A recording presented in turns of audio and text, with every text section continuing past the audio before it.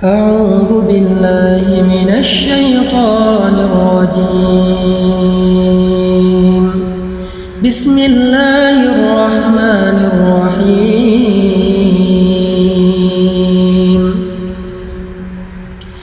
إن الإنسان خلق هلوعا إذا مسه الشر جزوعا وإذا مسه الخير منوعا إلا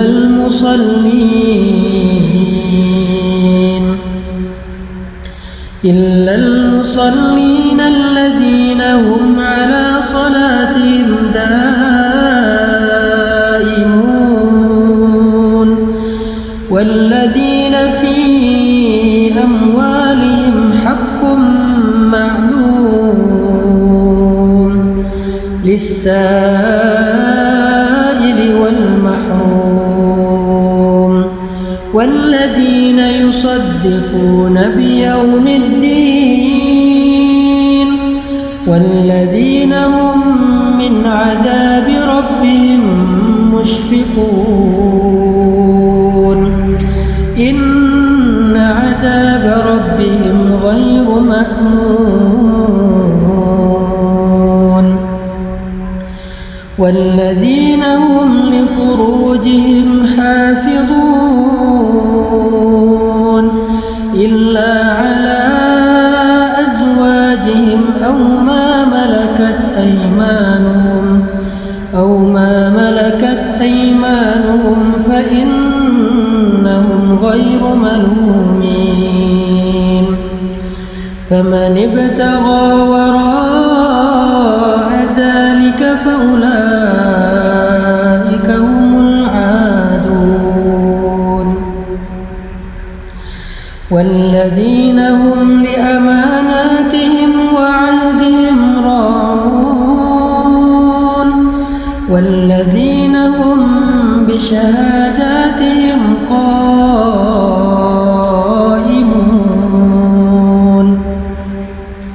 والذين هم على صلاتهم يحافظون أولئك في جنات مكرمون. Sadaqallahul Azim. Teman-teman yang dirahmati Allah Subhanahu wa taala, itulah salah satu paragraf di dalam Al-Qur'an yang menjelaskan tentang fiqhul masyair, fikih perasaan. Bahwa Allah Subhanahu wa taala menjelaskan manusia itu secara jiwa atau perasaannya, lebih tepatnya mental atau perasaannya itu pada dasarnya labil. Allah menggambarkan labil ini dengan istilah halua. Dia tuh mudah sekali berubah dan mudah sekali terguncang. Ketika dia dikasih kesusahan, dia menjadi berputus asa, berkeluh kesah, melemah, dan ketika diberikan nikmat, dia menjadi orang yang lupa diri, kikir, sombong, angkuh, dan sebagainya. Itulah sifat dari mental manusia yang labil, yang halua kalau dalam bahasa surat Al-Ma'arij. Kalau dalam bahasa surat An-Nisa itu diistilahkan dengan muzabzabina baina dzalik, terombang-ambing, nggak stabil gitu. Kita bisa rasain sendirilah gimana mudahnya mental kita drop. Kadang-kadang pemicunya kecil, sederhana, tapi langsung tersulut, akhirnya terbakar. Hanya gara-gara orang klakson, kita jadi marah. Hanya gara-gara orang salah belok, kita jadi marah. Hanya gara-gara orang telat jalan ketika lampu hijau, kita jadi marah. Hanya gara-gara orang ngedim pakai lampu sorot, kita marah. Dan marahnya kita kadang-kadang yang rugi bukan orang itu, bukan orang lain. Yang rugi diri kita sendiri dan orang-orang yang semobil dengan kita di jalan. Di rumah juga kayak gitu. Kita sering marah itu dengan pemicu-pemicu yang kecil. Hanya gara-gara pasangan kita wajahnya mungkin lagi nggak terlalu ceria, kita jadi bete. Hanya gara-gara mungkin anak kita bangun tengah malam, kita jadi bete. Anak kita rewel, kita jadi bete. Salah ngomong seorang pasangan, kita jadi bete. Itu yang disebut dengan jazua, halua, mudah sekali untuk drop, mudah sekali untuk bete, mudah sekali untuk kepancing, mudah sekali untuk marah, mudah sekali untuk apalagi tersinggung, sakit hati, baper, dan seterusnya. Itulah yang disebut dengan halua, jazua, berkeluh kesah. Di sosmed apalagi? Namanya orang, followers, saya posting tilawah Al-Quran aja ada yang dislike, padahal yang diposting itu bukan konten-konten yang kontroversi, bukan tilawah Al-Quran. Ya mungkin dia dislike karena menurut dia saya ada yang salah baca mungkin, atau ada yang gak fasih tajwidnya, Allahu alam. Tapi ya itu kadang-kadang bikin kita ngerasa kayak sedih gitu. Itulah sifat dari mental manusia. Mudah banget kepancing, mudah banget terluka, mudah banget kegores. Sampai para ulama mengatakan hati kita itu kadang-kadang lebih rentan daripada kaca.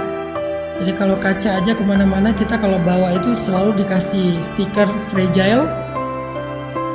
Karena kita hati-hati menjaga kaca-kaca yang mudah pecah itu, maka hati kita lebih rentan dari itu, lebih fragile dari itu. Nah, fragile ini salah satu maknanya adalah jazua atau halua. Inilah sifat mental kita, masyair kita. Dan semua orang mengalami itu, apalagi kita yang manusia biasa, pasti sering kayak gitu. Kadang-kadang kita kayak suka sedih ya, kok saya jadi lemah gini ya, kok saya jadi baperan banget sih, kok saya gampang malah kepancing sih. Pas sudah sadar kita jadi sedih, pengen berubah tapi susah. Dan semua perasaan-perasaan yang gak normal ini, yang gak stabil ini akan merusak hubungan kita dengan orang-orang yang kita cintai. Makanya fikih masyair itu penting, fikih perasaan itu penting. Labilnya kita membuat hubungan kita dalam pekerjaan dengan partner kita, dengan teman-teman kita itu jadi gak mudah. Jadi kondisi halua dan jazua mental kita itu sebetulnya masalah yang membuat hidup kita gak nyaman.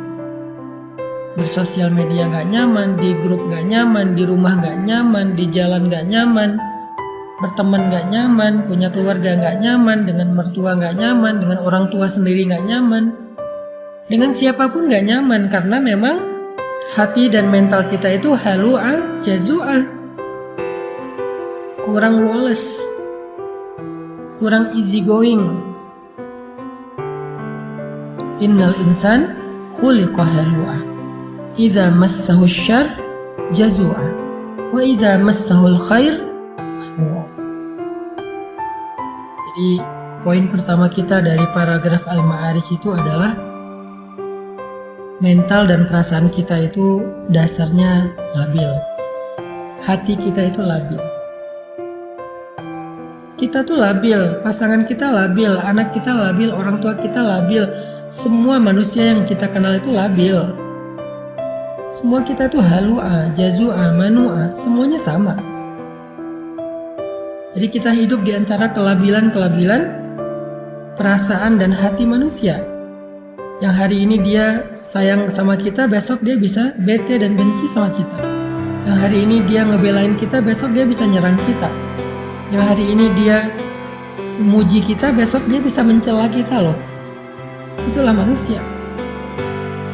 Kadang-kadang orang yang mencela kita itu kita sampai nggak nyangka gitu. Orang yang kita anggap kayaknya baik-baik aja, kita nggak ada masalah pribadi dengan dia, malah kita ngerasa udah baik sama dia, kita udah ngerasa udah banyak bantu dia, tapi tiba-tiba di belakang dia yang nyerang kita, dia yang menjelek-jelekan kita, dia yang memfitnah kita. Itulah manusia. Jadi jangan heran kalau kita ngalamin itu ketika kita bergaul. Kalau kita masih heran pas ngalamin itu, berarti kita kayak naif, Kita pikir kita hidup di antara malaikat? Enggak, kita hidup di antara manusia. Dan kita bagian salah satu di antara itu. Kita juga pernah banget lah kecewain orang. Nggak tepat janji pernah, bahkan ingkar janji pernah. Kalau nggak tepat janji meleset, kalau ingkar janji ya sengaja aja nggak mau menunaikan janji. Marah-marah pernah, mencela pernah, apalagi menghina pernah. Banyak kok kekecewaan yang pernah kita lakuin kepada orang lain. Jadi jangan heran kalau dalam kehidupan yang labil ini kita melihat seseorang berubah dengan cepat. Itu jangan heran. Toh kita juga kayak gitu. Makanya karena Allah tahu kita diciptakan dalam kondisi mental, perasaan dan hatinya itu labil, gampang terbolak-balik. Dari yang benci jadi cinta atau dari cinta jadi benci itu terjadi di mana-mana. Maka Allah Subhanahu wa taala memberi kita nasihat di dalam surat Al-Ma'arij. Karena Al-Quran itu adalah tazkiyatun, obat bagi jiwa, syifa'un lima fis sudur, obat penyembuh bagi penyakit-penyakit yang ada di dalam dada, penyakit hati, penyakit perasaan. Al-Quran adalah penyembuh. Bukan hanya dawa, tetapi syifa. Kalau dawa itu obat, kalau syifa itu penyembuh. Kalau dawa, obat belum tentu sembuh. Kalau syifa, Allah menjamin akan sembuh. Kalau kita benar-benar memahami dan mengamalkan Al-Quran. Gimana cara memahami dan mengamalkan Al-Quran sementara membaca aja nggak ngerti? Itulah kenapa kita harus belajarnya bareng. Jangan belajar sendiri secara otodidak, ntar salah paham. Kalau dengerin booster, dengerin ceramah yang sifatnya adalah penyemangat, kayak kendaraan tuh dikasih bahan bakar. Kendaraan kalau nggak ada bahan bakar nggak akan jalan, kecuali dengan cara didorong, capek kan? Tapi ada bahan bakar, jalan. Kalau nggak punya setir, nggak punya lampu, itu bisa masuk jurang, bisa masuk selokan, bisa kecelakaan. Nah, belajar secara serius kepada ustadz, guru, ulama itu sama seperti kita menyalakan lampu mobil dan pakai setir. Sehingga kalau jalannya gelap, jalannya belok-belok, kita tetap bisa on the track. Maka booster adalah spirit yang menyemangati kita dalam beramal soleh. Tapi ilmu yang kita belajar seminggu 2 kali dengan live kayak gini adalah lentera. Lentera yang kita bawa untuk menjadi penunjuk jalan. Biar kita nggak tahu jalan. Kalau kita udah tahu jalannya, booster yang ngedorong kita untuk bergerak. Dua-duanya penting. Dari Al-Quran, dengan kita belajar serius seperti sekarang, walaupun saya berusaha sebisa saya menggunakan bahasa yang gampang, yang mudah, yang sederhana, tapi kontennya tetap substansial, tetap bedah Al-Quran. Cuman dengan bahasa sederhana yang saya mampu, sesuai dengan bahasa sederhana ketika saya lagi nongkrong bareng teman-teman. Saya nggak mau bahasanya kayak bahasa mimbar banget, bahasa pesantren banget, bahasa kampus banget. Mungkin teman-teman bakal ngerasa kayak berat banget sih pembahasannya. Tapi kalau gini kan kita kayak lagi ngobrol di tongkrongan kita. Tapi pembahasannya Al-Quran. Kayak gini kita belajar. Supaya apa? Supaya dapat lentera, dapat petunjuk, dapat cahaya dalam berjalan di dalam kehidupan kita. Nah, Allah Subhanahu wa taala menjadikan Al-Quran itu sebagai petunjuk. Hudan lil muttaqin, hudan linnas wa bayyinatin minal huda wal furqan. Al-Quran itu petunjuk. Dan ketika kita pengen mengambil petunjuk Al-Quran, caranya nggak cukup baca sendiri. Kita harus membedahnya dengan tafsir, tadabbur, tafakkur, dan seterusnya bersama seorang guru. Malam ini kita belajar seperti malam-malam yang lalu tentang petunjuk perasaan. Gimana cara ngatur perasaan kita biar hidup kita nyaman. Karena kenyamanan hidup diawali dari dalam diri kita, bukan dari fasilitas yang ada di luar. Ada orang yang bahagia walaupun hidupnya sederhana. Ada orang yang utara tebing mengeluh walaupun dia hidup dalam istana. Kasihan nggak tuh orang hidup dalam istana tapi mengeluh. Orang hidup di gubuk sederhana tapi dia bahagia. Karena orang lupa kebahagiaan itu sumbernya ada di sini. Bukan di rumahnya seperti apa, mobilnya kayak gimana. Buat saya, ternyata bahagia itu sumbernya bukan di dalam fasilitas hidup, tetapi di dalam hati kita. Selama hati kita bisa dibahagiakan, maka kita akan merasa cukup dengan apapun. Jadi, kalau pengen bahagia teman-teman, yang pertama harus kita rawat itu adalah hati dan perasaan kita, bukan tubuh kita. Tubuh kita perlu dirawat, iya banget, tapi itu bukan yang paling utama. Itu perlu, tapi ada yang lebih perlu. Kalau pengen hidup bahagia itu, belajarlah merawat hati dan perasaan kita, jiwa dan mental kita. Dan gimana cara ngerawat hati dan perasaan, jiwa dan mental kita? Bukan dengan skincare, bukan dengan kendaraan baru, bukan dengan aksesoris, bukan dengan fasilitas hidup. Jiwa dan perasaan kita itu dirawat dengan iman, memperbaharui ini. Bukan dengan jalan-jalan, Ustaz. Bisa, tetapi enggak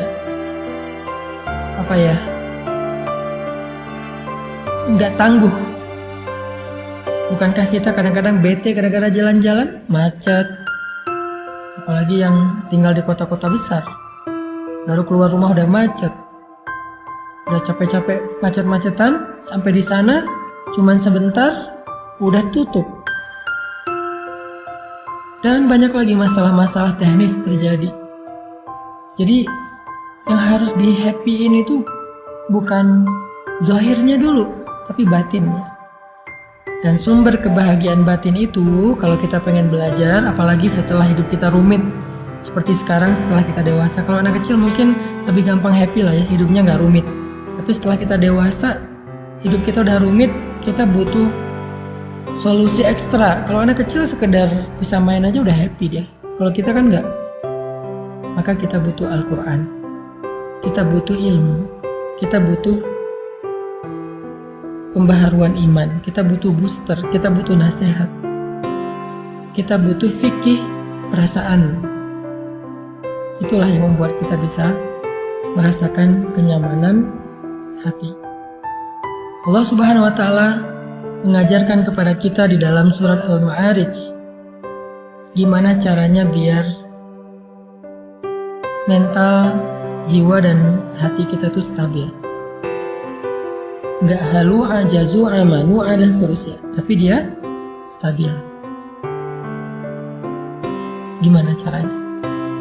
Kata Allah, illal musallin, kecuali orang yang sholat. Pada dasarnya manusia itu labil, dikasih ujian labil, dikasih nikmat labil, dikasih ujian ngeluh, putus asa, dikasih nikmat lupa diri, sombong, dan seterusnya, kecuali illal musallin, orang yang sholat. Illal musallin, kecuali orang yang sholat. Sehingga bagi orang yang beriman, sholat itu adalah rahatul qalb, rahatun nafs. Sholat itu adalah rehatnya hati, rehatnya jiwa. Ketika jiwa dan hati kita merasa lelah dan capek, maka sholat adalah istirahatnya. Jika Nabi capek dengan omongan orang-orang yang membenci beliau, capek dengan fitnah, capek dengan caci makian dari orang-orang kafir Quraisy saat beliau berdakwah, seharian beliau lelah, sampai di rumah beliau ketiduran karena capek. Maka Allah membangunkan Nabi. Nabi tidur untuk istirahat fisik, istirahat badan. Beliau tidur. Nah, kalau badan kita udah capek, kita tidur. Itu istirahat badan, istirahat zahir, fisik. Tapi Nabi belum istirahat batin. Karena walaupun tidur, hatinya masih sedih. Walaupun tidur, hatinya masih kecewa, masih marah. Makanya dalam keadaan tidur itu Allah membangunkan Nabi. Ya ayyuhal muzammil. Wahai orang yang sedang tidur dan berselimut,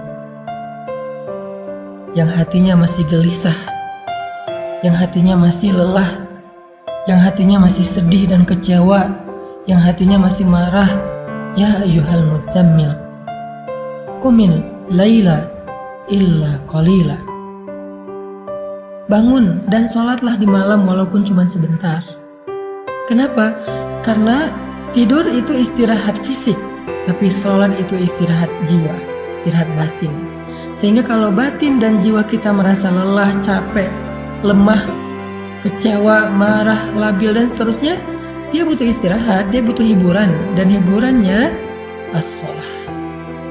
Di surat Al-Ma'arij Allah bilang, obat jiwa itu adalah illal musallin, kecuali orang yang sholat. Di dalam surat Al-Muzammil Allah mengatakan, wahai orang yang lelah, wahai orang yang sedang tidur, wahai orang yang sedang sedih, kecewa, yaitu Rasulullah SAW, qumil laila illa qalila, bangun walaupun cuma sebentar sholat. Itu obat jiwa bagi orang yang beriman.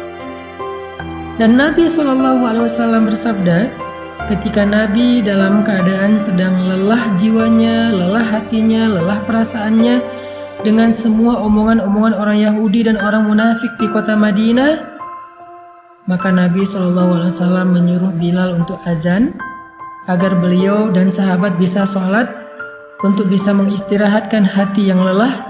Apa kata-kata Nabi? Arihna bis sholah ya Bilal, istirahatkan kami dengan sholat wahai Bilal. Istirahatkan kami dengan sholat wahai Bilal.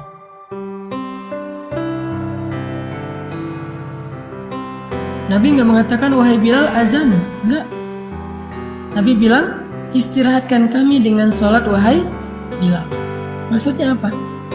Jiwa kami capek, hati kami lelah, perasaan kami terganggu, mental kami sedang lemah.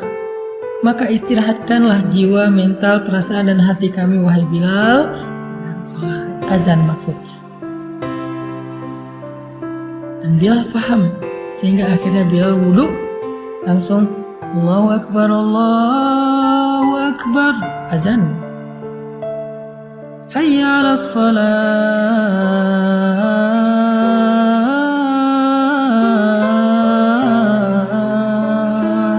Yuk kita sholat. Hayya 'alal falah.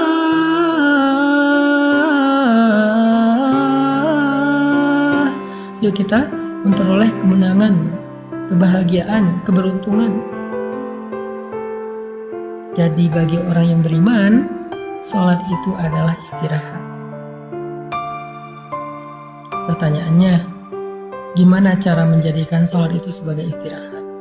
Kok selama ini kita malah istirahat setelah sholat, bukan sholat untuk istirahat? Gimana caranya? Kata Allah, alladzina hum ala sholatihim daimun, orang yang sholatnya dawam. Kalau kita pengen mengupgrade sholat kita dari sekedar ritual, kewajiban, gerakan, sampai menjadi sebuah kontemplasi, meditasi, dalam tanda petik, rehat jiwa, rehat ketenangan batin, caranya gimana? Daimun. Sholat itu jangan sesekali, tapi sholat itu harus daimun, harus dawam. Dawam itu artinya kita harus melakukannya dalam waktu yang lama. Kita nggak akan menikmati sholat tahajud kalau cuma sesekali. Kita nggak akan menikmati sholat duha kalau cuma sesekali. Kita nggak akan bisa menikmati sholat sunnah kalau cuma sesekali. Harus dilakukan secara rutin, daimun. Nanti setelah dawam dalam waktu yang lama, Allah akan berikan kepada kita nikmatnya ibadah itu. Allah akan berikan kepada kita kenyamanan dalam ibadah itu. Semua yang dilakukan di awal sesekali apalagi akan berat pasti. Gak akan nyaman, berat. Orang ngelakuin apa aja di awal pasti berat kan. Olahraga, lari itu Sekarang orang bersepeda, apalagi kalau di Bandung tuh kan banyak bukit ya, naik turun. Ke Dago tuh misalnya. Kalau pertama-tama bersepeda ke Dago cuma sampai di Simpang. Naik lagi dikit sampai ke Darul Hikam. Naik lagi dikit sampai di Dago Pakar. Naik lagi dikit sampai di Tebing Keraton. Dan seterusnya dan seterusnya. Itu kan tergantung dawam ya. Konsistensinya. Begitulah dengan awal-awal tahajud itu pasti nggak enak. Ingin ngantuk sendiri, pening. Duha juga gitu, walaupun lebih ringan dari tahajud. Salat wajib juga kayak gitu, ke masjid juga kayak gitu, subuh apalagi. Kalau mau menikmatinya menjadi rehat, kita harus sabar melakukannya dalam waktu yang lama.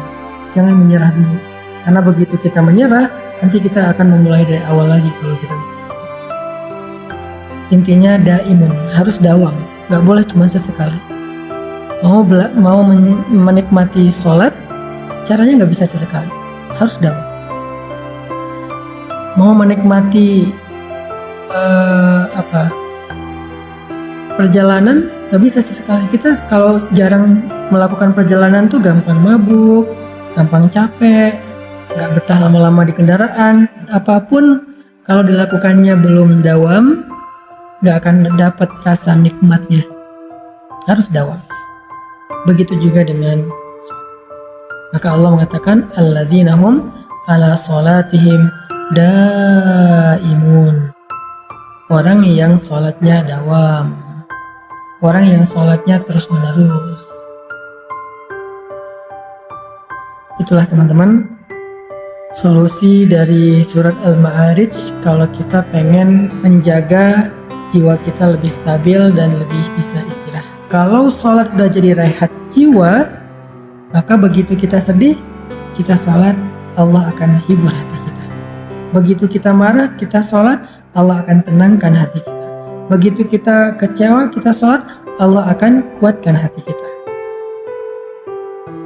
Disitulah kita akan merasakan rahatun nafs di dalam sholat.